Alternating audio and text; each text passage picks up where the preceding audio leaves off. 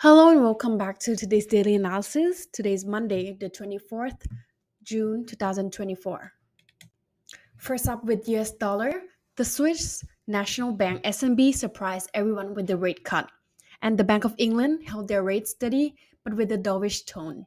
This reinforced the idea that the European Central Bank is ahead of the US Federal Reserve in cutting rates. This is a positive development for the US dollar. On the other hand, Norway's central bank took a hawkish turn, signaling higher rates in the future, which goes against the trend we've been seeing. The ECB policy meeting also lent some support to the USD, pushing the USD index to trade close to 106, reaching a 1.5 month high of 105.92. Now, what we need to watch for is further softness in the US inflation and economic activity data, which could narrow the interest rate gap between the Fed and the other central banks. This could potentially drive a new downtrend for the USD. The key data to watch is the May personal consumption expenditures on June 28th, along with some other activity indicators that could guide rate expectations. Given the lingering political risks in the EU, the market is skeptical that there will be enough data to push this USD significantly lower in the short term. Now, for the technical side of things, the USD index broke higher and is on track for a third consecutive week of gains, hitting a high of 105.92. Despite most of the US economy data released last week before being worse than expected, the dollar strengthened. Why? The main drivers were weak yen, political turmoil in France, and a contraction in the European Purchasing Managers Index. The key levels to watch for resistance is 106, psychological barrier and resistance point. The next major challenges are the year to date high of 106.51 from April 16 and 106.6. On the downside, 105.52 is the first support level, followed by the 9-week moving average at 105.18, guarding the 105 level. Below that, we have the 100-day and 200-day moving averages near 104.62 and 104.48 respectively. If this area breaks, look for the 104 level to provide support. For last week, we saw some US WTI crude oil prices rise for the second consecutive week. Despite some hesitation, the prices are still close to the highest level of $82.98 reached in late April.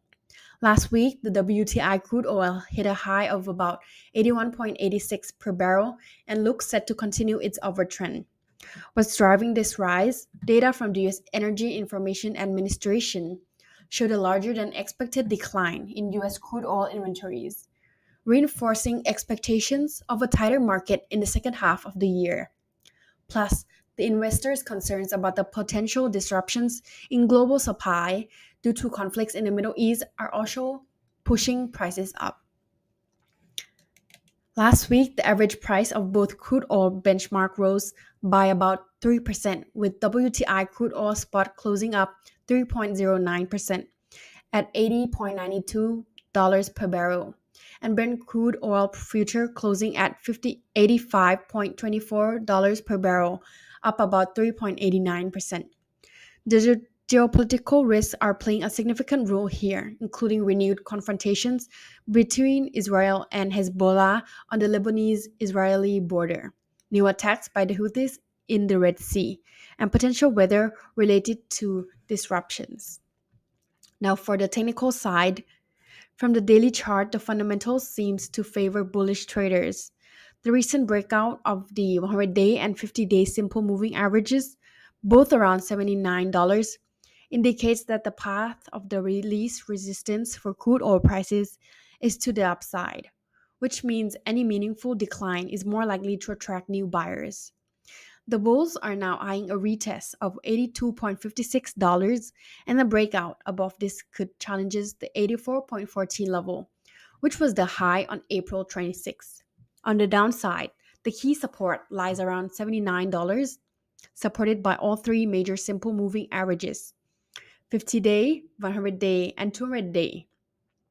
This area poses a significant barrier to further declines.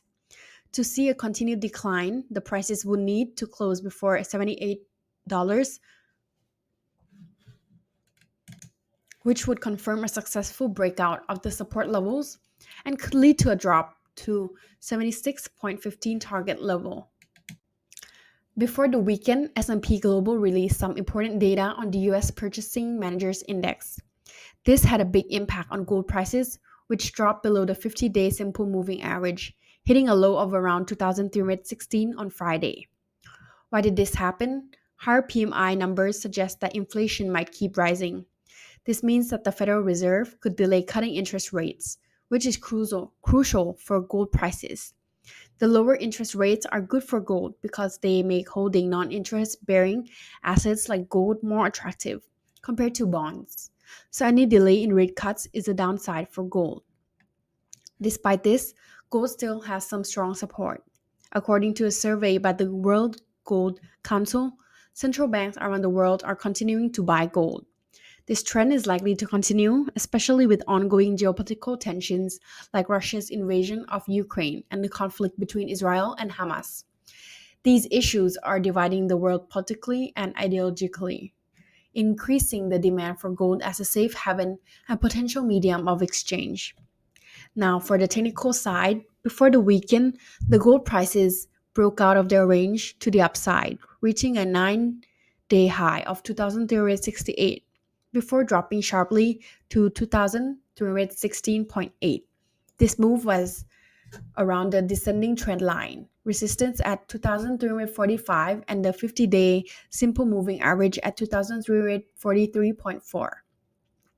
Currently, the 14-day relative strength index is close to 47, suggesting there's still room for gold prices to fall. For gold to reverse this decline, it needs to break through the resistance levels at 2,345 and 2,343.4, aiming for the next high at 2,368. If it can push past that, the next target is 2,387.8 and the high from June 7. On the downside, the key support level is the psychological barrier of $2,300. If the prices fall below this, they could test the 2,287 level, which is a trend support line from the end of April. Breaking this could see prices drop to the 100-day moving average at 2,241.2. And this is the end for today's daily analysis. Thank you for watching, and if you're interested, feel free to reach out to our channel for more information.